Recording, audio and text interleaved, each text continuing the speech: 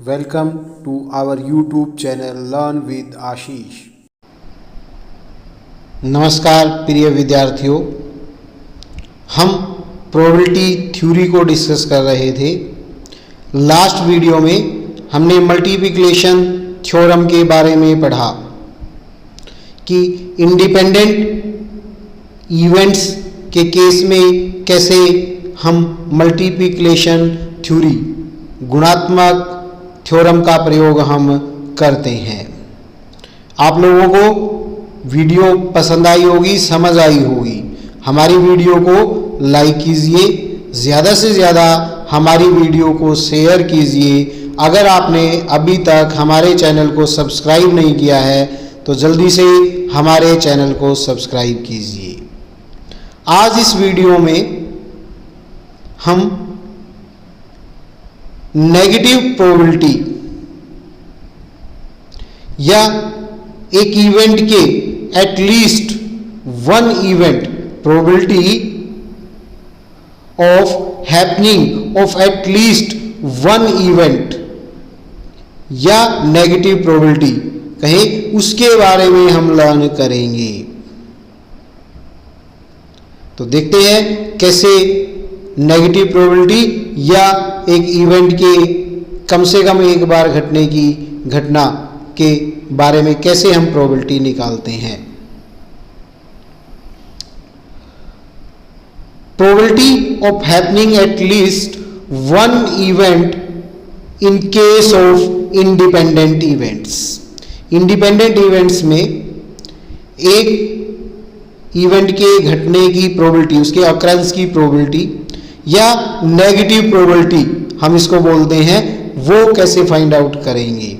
When the probability of occurring of the various independent event are given, अलग अलग events की occur होने की इंडिपेंडेंट प्रोबेबिलिटी, इंडिपेंडेंट इवेंट की प्रोबेबिलिटी गिवन है, then the probability of happening of at least one independent event can be calculated by the following way.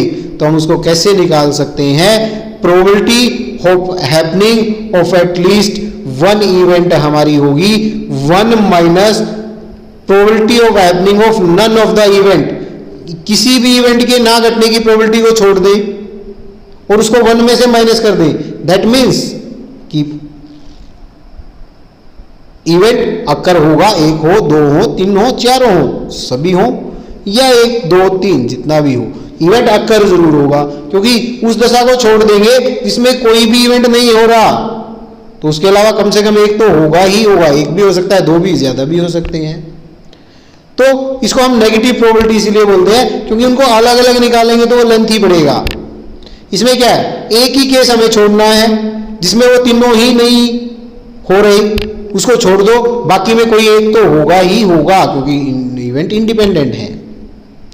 तो क्या होगा, probability of happening of at least one event होगी one minus probability of none of the event, किसी भी event के ना होने की प्रोबेबिलिटी को माइनस कर देंगे। Probability of happening of at least one event that is PH के probability of happening is equal to one minus PA dash and B dash कि A इवेंट ना हो तथा B इवेंट भी ना हो, उस दशा को छोड़ दे, या तो A होगा या B होगा अगर दो इवेंट हैं तो। Where A and B are the two independent event, A और B दो इंडिपेंडेंट इवेंट हैं।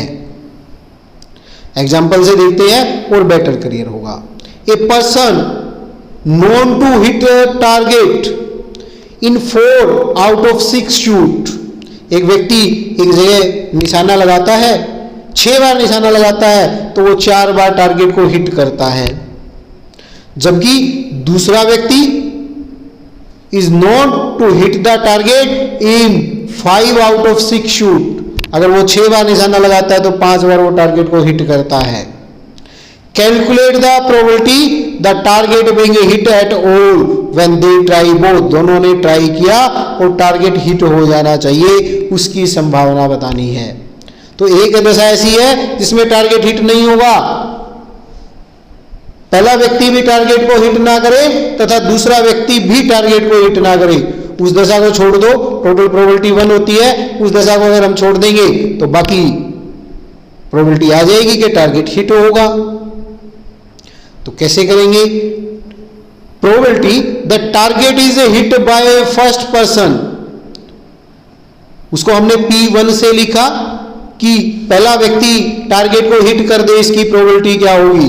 वो 4 बार कर देता है हिट 6 में थे, तो फेवरेबल हो गए 4, टोटल हो गए 6, तो 4/6 हो गई उसके हिट करने की। Probability that target is hit by second person, दूसरे व्यक्ति के द्वारा भी टारगेट हिट किया जाए, वो 6 में से 5 बार करता है, तो उसको हमने लिखा P2, 5 हमारा फेवरेबल हो गया, 6 हमारे टोटल हो गए, तो 5/6 हो गई। फिर हम निकालेंगे कि पहला व्यक्ति टारगेट को हिट ना करे, उसकी संभावना क्या होगी? उसके हिट करने की दे रखी है, ना हिट करने की हमें उसको लिखा P1 डैश, 1 में से P1 को माइनस कर देंगे तो 1 - 4/6, 2/6 कि पहला व्यक्ति टारगेट को हिट नहीं करेगा। सिमिलरली हम निकालेंगे दूसरा व्यक्ति टारगेट को हिट नहीं करेगा, उसको हमने P2 डैश लिखा, 1 - P2 करेंगे तो P2 क्या है? P2 है 5/6 कि वो 6 में से 5 बार टारगेट को हिट कर देता है, उसको छोड़ दे तो उसका हिट ना करने की हो गई 1/6। Event are independent, hence the probability of not hitting the target दोनों ही हिट ना करे, पहला भी हिट ना करे और दूसरा भी हिट ना करे, उसकी क्या हो जाएगी? P1 dash into P2 dash, तो P1 डैश 2 डैश लिख सकते हैं, तो क्या होगी? 2/6 इंटू 1/6, तो ये आ जाएगी 2/36। अब हमें क्या निकालनी है? Probability of hitting the target at all, target hit होना चाहिए, चाहे ए ने किया, चाहे 2 ने किया, चाहे दोनों ने किया, चाहे पहले ने नहीं किया, चाहे दूसरे ने कर दिया, किसी भी तरीके से आप कर सकते हो। तो क्या हो जाएगा? 1 - P not hitting the target, 1 - probability of not hitting the target at all, कि भाई दोनों हिट ना करे, उसको छोड़ दो, तो दोनों ना हिट करने की है 2/36, उसको 1 में से माइनस कर देंगे, ये हो जाएगी 34/36, दैट इज 17/18। अब मैंने आपको बताया था कि जब तक हम चैप्टर के आगे आगे चलते जाएंगे, एक ही सम को करने के अनेक तरीके आ जाएंगे। ये तो था हमने जो नया कॉन्सेप्ट आज देखा कि नेगेटिव प्रोबेबिलिटी को यूज करके इसको कैसे कर सकते हैं। और अभी अल्टरनेट मेथड है एडिशन थ्योरम का प्रयोग करके। उसमें क्या होगा? पहला हिट करे, दूसरा ना करे, पहला ना करे, दूसरा कर दे, पहला भी कर दे तथा दूसरा भी कर दे, तो 3 दशाएं ऐसी होगी जिसमें टारगेट हिट होगा, क्योंकि टोटल आउटकम 4 हो सकते हैं। पहला हिट करे, दूसरा ना करे, पहला ना करे, दूसरा कर दे, पहला भी करे तथा दूसरा भी करे, या फिर क्या हो सकता है? पहला भी ना करे और दूसरा भी ना करे। ये 4 हो सकते हैं, 4 में से एक को हमने छोड़ दिया तो बाकी उसके हिट करने की आ गई। अब हमें अगर दूसरे तरीके से निकालना है एडिशन थ्योरम का प्रयोग करके, तो हम क्या करेंगे? पहले ने हिट किया, दूसरे ने नहीं किया, मल्टीप्लिकेशन हो जाएगा। फिर दूसरा ऑप्शन क्या हो गया? पहले ने नहीं किया, दूसरे ने कर दिया, एडिशन थ्योरम से आ जाएगी, सॉरी मल्टीप्लिकेशन से आ जाएगी। फिर एडिशन होगा कि पहले ने भी किया और दूसरे ने भी किया, तीनों को निकाल के जोड़ देंगे, तो मल्टीप्लिकेशन एडिशन दोनों थ्योरी का प्रयोग कर सकते हैं। दोनों का प्रयोग करके उस तरीके से भी निकाल सकते हैं, इस तरीके, उसमें लेंथ ही बढ़ेगा। देखते हैं कैसे कर सकते हैं। By using the addition theorem के P1 हिट करे या P2 हिट करे, तो क्या होगा? P1 + P2 minus P1 and P2, दोनों की जो कॉमन है उसको छोड़ दो। P के हिट करने की 4/6 थी, सॉरी पहले के हिट करने की, दूसरे के हिट करने की थी 5/6, दोनों को हिट करने की 4/6 इंटू 5/6, उसको सोल्व करेंगे तो वही अगेन 17/18 आ जाएगी। एक ये तरीका हुआ। एक और तरीका हम नेक्स्ट वो टॉपिक अभी डिस्कस नहीं किया जिसमें एडिशन और मल्टीप्लिकेशन दोनों थ्योरियां एक साथ यूज होंगी, तो उसमें क्या होगा? पहला हिट करे तथा दूसरा हिट ना करे, या पहला हिट ना करे तथा दूसरा कर दे, या पहला हिट करे तथा दूसरा भी हिट करे, इनको निकाल के जोड़ दो, तो ये एडिशन प्लस मल्टीप्लिकेशन दोनों थ्योरम का प्रयोग आगे आएगा, टॉपिक को हम डिटेल में करेंगे। 3 तरीके से इस सम को कर सकते हैं। तो नेगेटिव प्रोबेबिलिटी वाला छोटा पड़ता है तो हमें उस तरीके का प्रयोग कर सकते हैं। एग्जाम में ऐसा अक्सर कभी नहीं आता कि किस तरीके से करना है, तो आप अपने तरीके से कर सकते हैं, लेकिन आने से भी चाहिए, आपको पता होना चाहिए कि एक ही सम को हम अनेक तरीके से कर सकते हैं। नेक्स्ट देखते हैं, find the probability of getting 5 at least once in a 3 toss of a fair die. एक डाई को 3 बार उछाला, तीनों बार एक डाई को 3 बार उछाला, वो कहता है उसमें 5 आए, उसकी संभावना बतानी है, कम से कम एक बार आना चाहिए। तो एक दशा वो हो गई जिसमें तीनों में ही 5 नहीं आएगा, पहले में भी 5 ना आए, दूसरे में भी ना आए, तीसरे में ना आए, उसको छोड़ दो। उसके अलावा कम से कम एक बार तो आएगा, एक बार आए, 2 बार आए या तीनों बार आए। तो कैसे करेंगे? नेगेटिव प्रोबेबिलिटी का यूज करके हम करेंगे। As using the negative probability, we can say the situation in which in all 3 trial 5 will not come should be left to get the required probability that कि 5 कम से कम एक बार आए। तो क्या होगा?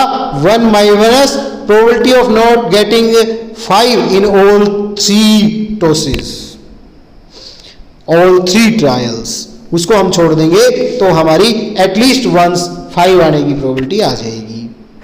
तो देखते हैं, पहले में 5 ना आए, इसकी संभावना क्या होगी? 5 आने की एक है, 5 ना आने के 5 अलग तरीके हैं, तो 5/6 इसको हमने लिखा P5(1)। दूसरे ट्रायल में 5 ना आए, P5(2) लिखा 5/6। तीसरे ट्रायल में ना आए, P5(3) लिखा 5/6। तीनों ही ट्रायल में ना आए, P5(1) into P5(2) into P5(3), 5/6 into 5/6 into 5/6, 120/216। अब हमें रिक्वायर्ड प्रोबेबिलिटी निकालनी है कि एटलीस्ट एक बार आए, तो हम 1 में से एक बार भी ना आए, पहली बार भी ना आए, दूसरी बार भी ना आए, तीसरी बार भी ना आए, जो भी हमने निकाली है उसको माइनस कर देंगे, तो कम से कम एक बार आने की आ जाएगी 91/216। इसको हम दूसरे तरीके से कर सकते हैं। कैसे? जो अभी मैंने बताया था, मल्टीप्लिकेशन प्लस एडिशन के तरीके से। पहले में आए, दूसरे में ना आए, तीसरे में ना आए, या का मतलब और का मतलब प्लस, पहले में ना आए, दूसरे में आए, तीसरे में ना आए, या फिर प्लस आ गया, पहले में ना आए, दूसरे में ना आए, तीसरे में आए, या पहले में आए, दूसरे में आए, तीसरे में ना आए, या पहले में आए, दूसरे में ना आए, तीसरे में आए, या पहले में ना आए, दूसरे में आए, तीसरे में आए, या का मतलब प्लस, पहले में आए, दूसरे में आए, तीसरे में आए, इन सबको निकाल के जोड़ दो तो कम से कम एक बार आएगी। तो हम किसी भी तरीके से इसको कर सकते हैं। By using the modify addition theorem से भी हम इसको कर सकते हैं, जैसा हमने पिछले सम में देखा था। तो नेगेटिव प्रोबेबिलिटी से छोटा पड़ता है, वो हम आसानी से कर सकते हैं। नेक्स्ट देखते हैं, a problem in statics is given to 3 student. 3 विद्यार्थियों को एक सांख्यिकी की समस्या सोल्व करने के लिए दी गई, ए को, बी को और सी को। उनके सोल्व करने के चांस हैं, ए प्रॉब्लम को सोल्व कर देगा 1/2, बी प्रॉब्लम को सोल्व कर देगा 1/3, सी प्रॉब्लम को सोल्व कर देगा 1/4 respectively. Find the probability that problem will be solve. Problem solve हो जानी चाहिए, चाहे ए ने की, चाहे बी ने की, चाहे सी ने की, चाहे किन्हीं 2 ने की या किन्हीं तीनों ने की, प्रॉब्लम सोल्व होनी चाहिए। तो दैट मीन्स प्रॉब्लम सोल्व ना होने का चांस कब है? जब पहला भी ना करे, दूसरा भी ना करे और तीसरा भी ना करे, उसको छोड़ दो तो बाकी प्रॉब्लम सोल्व हो जाएगी। KUK में ये आया हुआ क्वेश्चन है, तो देखते हैं कैसे करेंगे। Problem that A will solve the problem, probability के ए प्रॉब्लम को सोल्व कर दे रखी है, हमने उसको लिखा PA 1/2। Problem probability that PA will not solve the problem, इसको हमने लिखा PA' 1 - 1/2 करेंगे तो 1/2 आ गया। Probability that B will solve the problem, PB लिखा 1/3। Probability that B will not solve the problem, PB' लिखा 1 - 1/3 2/3 आ गया। फिर प्रोबेबिलिटी दे रखी है सी की कि C will solve the problem, इसकी प्रोबेबिलिटी दे रखी है P C 1/4। C will not solve the problem, P C dash लिखा 1 - 1/4 3/4। Problem will not solve, problem solve ना हो, पहला भी सोल्व ना करे, ए भी सोल्व ना करे तथा बी भी सोल्व ना करे, इस तरह सी भी ना सोल्व करे। तो P A dash into P B dash into P C 3 dash, तीनों को मल्टीप्लाई करेंगे 1/2 इंटू 2/3 इंटू 3/4, तो ये आया 6/24 1/4। प्रॉब्लम विल बी सोल्व, कि प्रॉब्लम सोल्व हो जाए उसको हम 1 में से माइनस कर देंगे जो प्रॉब्लम सोल्व ना हो। 1 minus probability that problem will not solve at all, problem solve ना हो उसकी प्रोबेबिलिटी को माइनस कर देंगे। तो 1 - 1/4 प्रॉब्लम के सोल्व होने के चांस आ जाएंगे 3/4, चाहे 1 करे चाहे 2 करे या तीनों करे, प्रॉब्लम हमारी सोल्व हो जाएगी। उसकी संभावना है 3/4। नेक्स्ट देखते हैं, it is 7/5 against person A who is now 50 year of age living till 80, के A के जीने के चांस, अभी वो 50 साल का है, 80 ईयर तक जिएगा, इसके अगेंस्ट में है 7/5। That means A will not, पहला person A will not live 30 year from here is 7/12 and he will live 5/12. 5/3 against person B who now 60 year living till 90, अभी 60 साल का है कि वो 90 साल तक जिए, इसके अगेंस्ट में 5/3 है।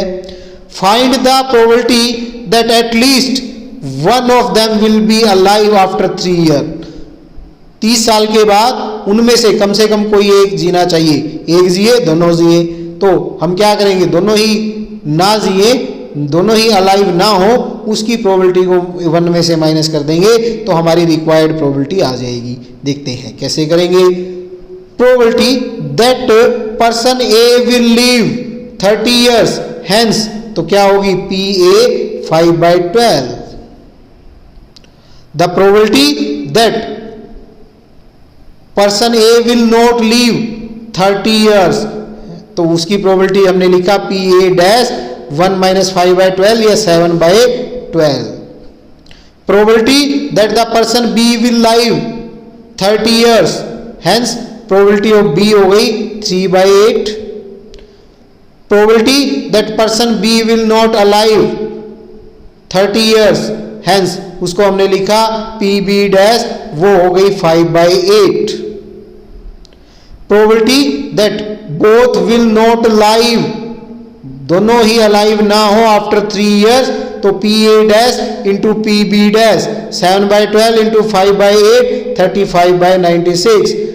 Probability that at least one of them will alive after 30 year, तो क्या हो जाएगा 1 - 35/96 के ए भी ना लाइव करे और बी भी ना लाइव करे, उसकी प्रोबेबिलिटी को हम लेस कर देंगे, तो उनके कम से कम एक के जीने की प्रोबेबिलिटी आ जाएगी।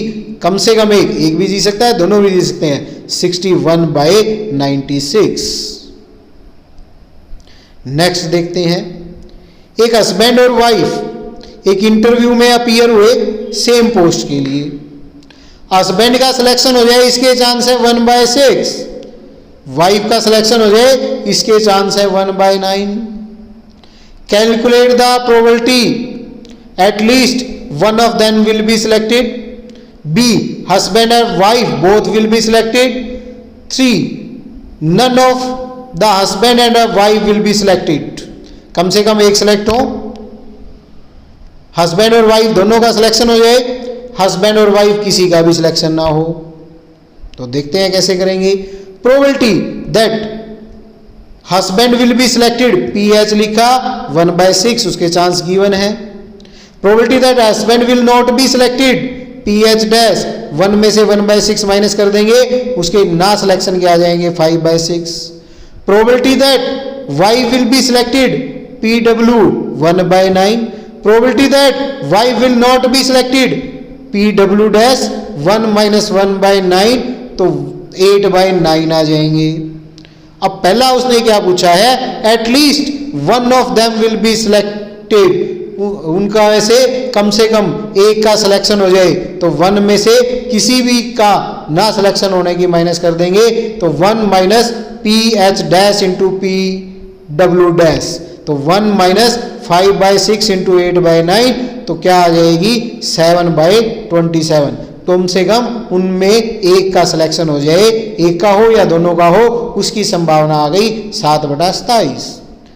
Probability that husband and wife both will not be selected, दोनों का सिलेक्शन हो, विल बी सिलेक्टेड, दोनों का सिलेक्शन हो जाए, प्रोबेबिलिटी है PH इंटू PW, हस्बैंड के सिलेक्शन की प्रोबेबिलिटी और वाइफ के सिलेक्शन की प्रोबेबिलिटी, दोनों को मल्टीप्लाई कर देंगे तो 1/6 इंटू 1/9 1/54 आ जाएगा। दोनों का सिलेक्शन ना हो, इसकी प्रोबेबिलिटी क्या है, इसकी प्रोबेबिलिटी निकालनी है PH dash and PW dash, PH dash multiply PW dash 5/6 into 8/9 40/54, that is 20/27 आ जाएगी। इस प्रकार से हम इस क्वेश्चन को करेंगे। नेक्स्ट देखते हैं, एक कैंडिडेट को इंटरव्यू के लिए बुलाया गया 3 कंपनियों में, वो 3 कंपनियों में इंटरव्यू देने गया। पहली कंपनी में 3 कैंडिडेट थे, दूसरी में 4 कैंडिडेट थे और तीसरी में 2 कैंडिडेट थे। व्हाट आर द चांस कि उसको जॉब मिल जाए at least one of the company. भाई वो चांस छोड़ दो जिसमें उसमें तीनों में ही नौकरी ना मिले, तीनों में ही जॉब ना मिले, तो अदरवाइज उसको मिल जाएगी, चाहे एक में मिले, चाहे 2 में मिले, चाहे तीनों में मिले। तो पहले में उसके सिलेक्शन के चांस, क्योंकि 3 व्यक्ति थे, उसके सिलेक्शन का चांस हो गया 1/3, हमने इसको P1 लिखा। पहले में उसके नोट सिलेक्शन के हो गए 1 माइनस 1/3 2/3 P1 डैश लिखा। दूसरी कंपनी में 4 व्यक्ति थे, तो उसके सिलेक्शन की प्रोबेबिलिटी हो गई P2 1/4, P2 डैश उसके दूसरे कंपनी में सिलेक्शन के ना सिलेक्शन की हो गए 3/4। थर्ड कंपनी में उसके सिलेक्शन की प्रोबेबिलिटी P3, 2 ही व्यक्ति थे, 1/2 और उसके ना सिलेक्शन की P3 डैश वो भी 1/2। अब उसका तीनों में ही सिलेक्शन ना हो, पहली में भी ना हो, दूसरी में भी ना हो, तीसरी में भी ना हो, 2/3 इंटू 3/4 इंटू 1/2, तो उसके तीनों में ही ना सिलेक्शन होने की प्रोबेबिलिटी आ गई 1/4, तो उसका कम से कम एक में सिलेक्शन होने की प्रोबेबिलिटी क्या हो जाएगी 1 माइनस उसका तीनों में ही सिलेक्शन ना हो, उस प्रोबेबिलिटी को 1 में से माइनस कर देंगे, तो उसका कम से कम एक में हो या 2 में हो या तीनों में हो जाए, उसके चांस होंगे 3/4। नेक्स्ट देखते हैं, AB हनुमान मंदिर पर मिलने की सलाह करते हैं। उन्होंने निर्णय लिया कि वो हनुमान मंदिर पर मिलेंगी शाम को 5 बजे से लेकर 6:30 बजे के बीच में, लेकिन कंडीशन क्या है, no one would wait further more than 20 minutes, जो भी पहले पहुंच गया वो 20 मिनट तक इंतजार करेगा, 20 मिनट के बाद वो चला जाएगा। What is the probability that they will meet, कि वो एक दूसरे को मिले, इसके चांस क्या होंगे वो बताना है, उसकी संभावना क्या होगी। MDU में आया हुआ है। तो टोटल उनके पास 5 से लेकर 6:30 तक 90 मिनट्स हो गए। तो A will meet, उसके चांस क्या होंगे, PA लिखा 20/90 2/9। A will not meet, PA dash 1 minus 2/9 7/9। Probability that V will meet, B मिलेगा, वो भी 20 मिनट वेट करेगा, PB लिखा 20/90 2/9। Probability that B will not meet, वो नहीं मिलेगा, PB डैश लिखा 1 minus 2/9 7/9। Probability that they will not meet, वो ना मिले, उसके अलावा तो वो मिलेंगे, उस चांस को छोड़ दो, PA dash into PB dash 7/9 into 7/9 49/81, कि वो एक दूसरे को ना मिले। इसको 1 में से माइनस कर दो तो कम से कम वो एक को मिलेंगे, 1 माइनस 49/81, तो उनके मिलने के चांस हो गए 32/81। इस प्रकार से हम इस नेगेटिव प्रोबेबिलिटी का यूज करके